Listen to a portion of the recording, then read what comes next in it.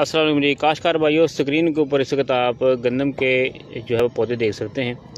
गंदम की फसल आज 21 दिन की हो चुकी है और गंदम ने जो है वो शगुफ़े निकालना शुरू कर दिए हैं।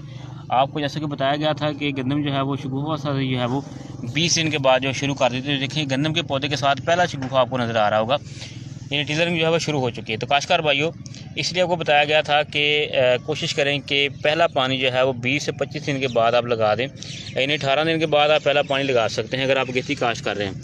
अगर आप ज़्यादा खेती काश्त करना चाहते हैं तो फिर कोशिश ये करें कि गपशट का तरीका इस्तेमाल करें। इससे जो होता है कि सीड जल्दी जनरेशन कर जाता है। अब हम आपको अगला मरहला बताते हैं। इस मरहले के ऊपर आपने जो है पहले पानी के साथ आपने यूरिया खाद, उसके अलावा जिंक जो है, उसके अलावा बोरान आप इस्तेमाल कर सकते हैं, सल्फ़र आप फ्लड कर सकते हैं, ताकि पौधा जो है वो अच्छी बढ़ोतरी करे, उसकी जड़ों को अच्छी खुराक मिले और बेहतर पैदावार हो।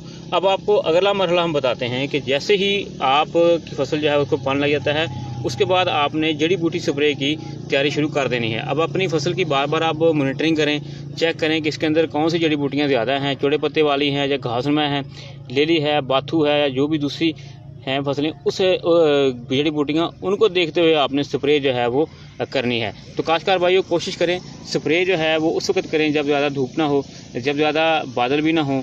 लिहाजा इस हवाले से आपको बताते रहेंगे। लेकिन आज 21 दिन की गंदम की फसल हो चुकी है।